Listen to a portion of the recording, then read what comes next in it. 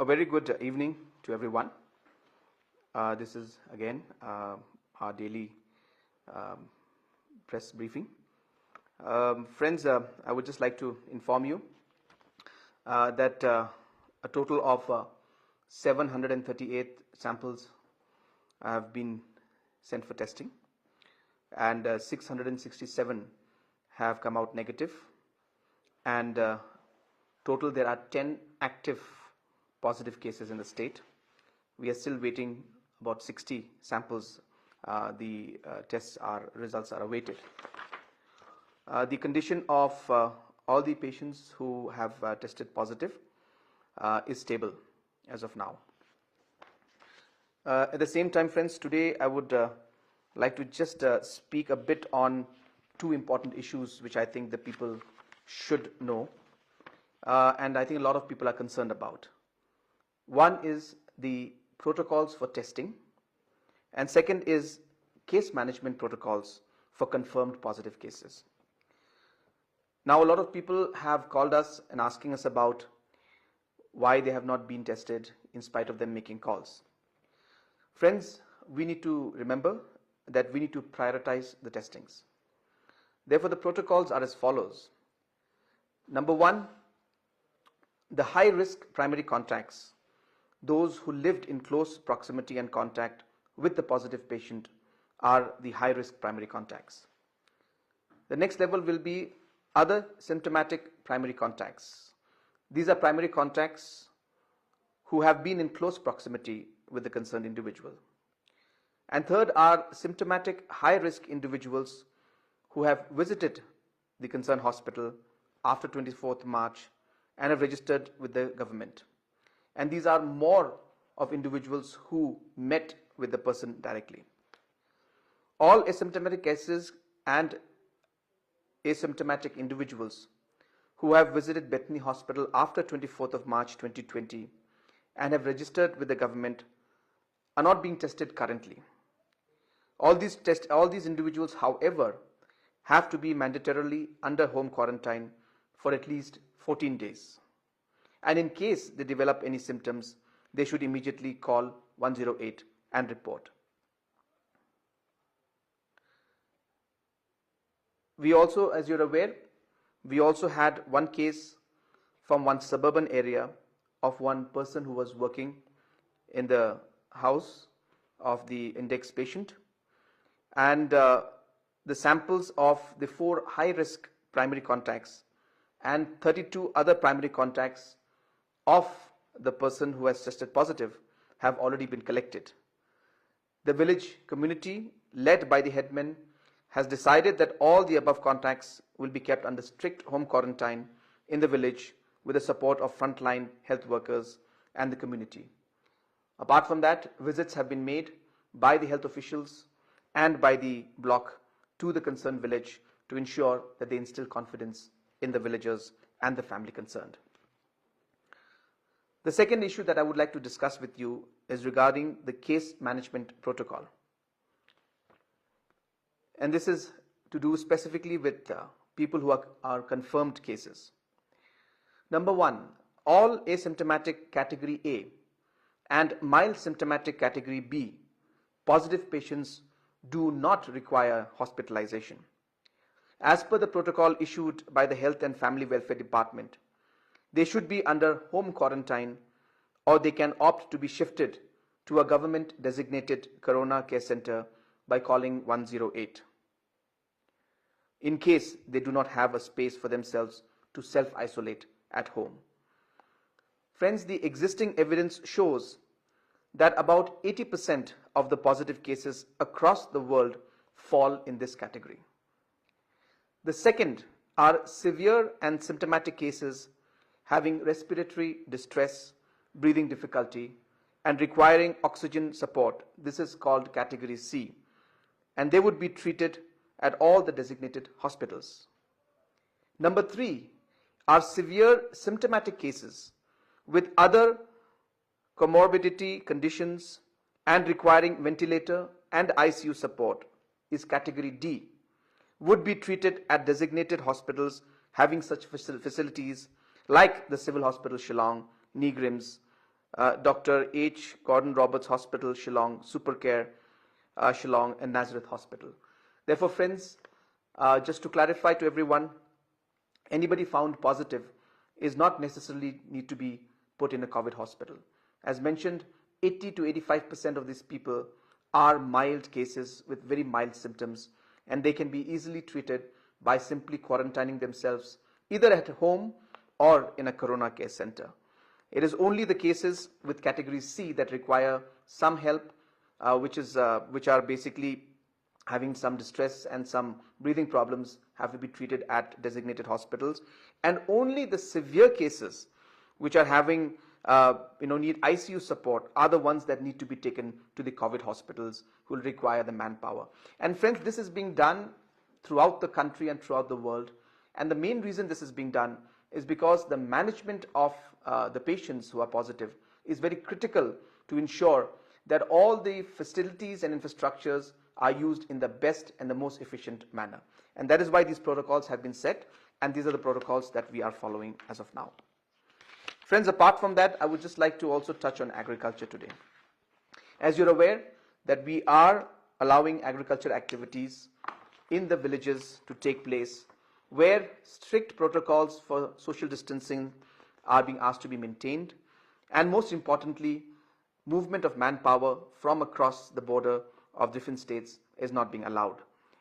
I would like to add out here that this also in agriculture includes products like erica nut, betel leaf, and broomsticks also.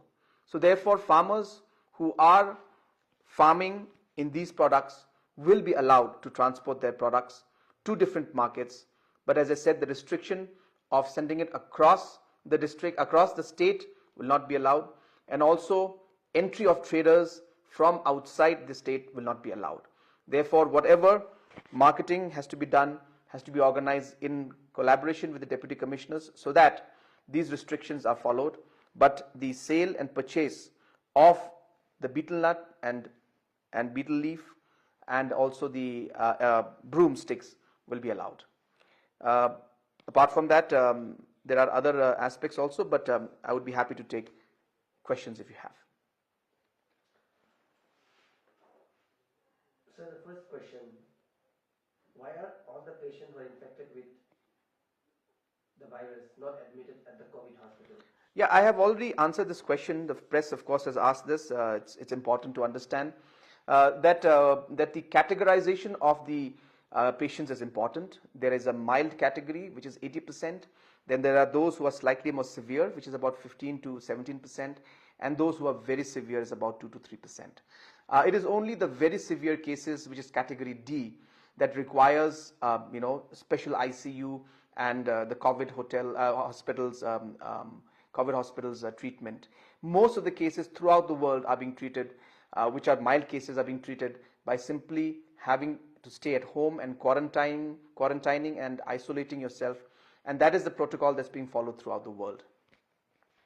Have the health department zeroed down on the primary career of COVID-19 in Meghalaya? Friends, this is something that is, of course, a very, very complicated issue. We have, in fact, been looking at all the options, and the assessment, if you look at the entire assessment, it is very complicated. Though we have, gone back and traced all the travel history of individuals, we have also looked at all the patients who have met the index patient, that is the primary first patient that we had.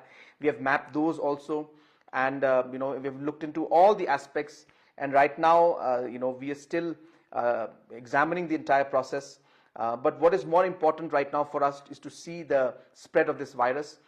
We will ensure that we go into the details of that, because that is absolutely important, but I think our efforts and our focus will still now lie more importantly on the spread of the virus. But at the same time, we will continue to move on this. It's a very complicated and very open chapter, but rest assured, we are working and trying our best by ensuring that we look at all the aspects and the possibilities that are there. Of the two positive cases which has come up today, one is said to be helper, and that helper is in one particular village.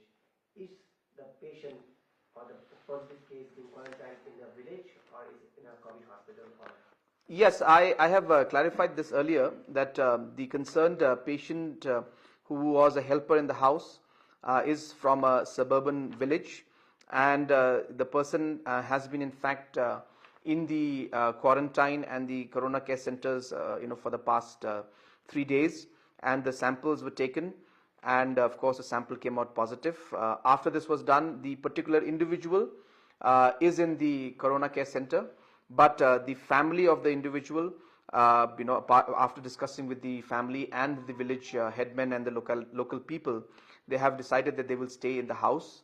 But we have taken the samples of the 4 primary contacts, and at the same time the high risk primary contacts, and at the same time we have also taken samples of 32 other primary contacts who came in touch with the particular individual in the last few days. So that is the status of that patient. So do the state have adequate PPEs in the state? If not, are we making efforts to buy new PPEs or procure new PPEs in the wake of news that PPEs from China is not up to the standard? No, I think the PPEs was an issue about 2 weeks, 3 weeks, back, where suddenly the productions had stopped throughout the world. But we are seeing that overall now the supply of PPEs is smoothening out throughout the country and throughout the world. And so therefore, it's not really fully functional, but I think it's far better than what it was some time back. And as of now, we have almost 44,000 PPEs now, compared to yesterday I had mentioned 29,000 or 30,000 odd. So we already in 24 hours have another 15,000, so we have 44,000 now, and we're expecting another 20,000 to come in.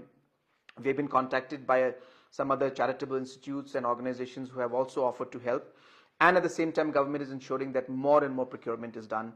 We also have a stock of about 15,000 PPEs lying in Meghalaya in Delhi, for which the transportation is being arranged now. So therefore, though PPEs are in high demand and in high requirement, and it's a product that is only one-time use, so therefore it is required in large quantity.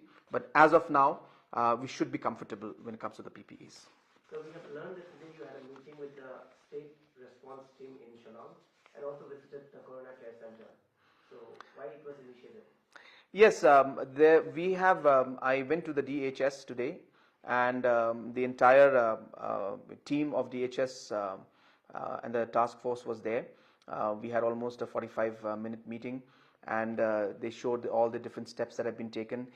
This is being done again to ensure that all the different steps that are required are being taken, and we reviewed the entire situation, and also to boost the morale of our health workers. And I think it's very important at this point in time, when they are really under a lot of pressure and a lot of stress, that we must motivate them, we must support them, and we must let them know that not just the government but the whole state is with them. So therefore it was a review meeting and a meeting to really motivate them. Apart from that, I went to one of the quarantine centers to just check the overall logistics out there, and to see whether the food was reaching on time or not, and the other facilities were okay or not. As you understand, there were some concerns that were raised by some of the people who were there, and it is our job to ensure that we address those issues at the earliest. I'm happy to inform you that the different officials have reacted immediately and responded immediately, and most of the issues in these areas have been resolved. And if there are any other small issues that do crop up, we'll ensure that they are handled and rectified at the earliest. Thank you, sir.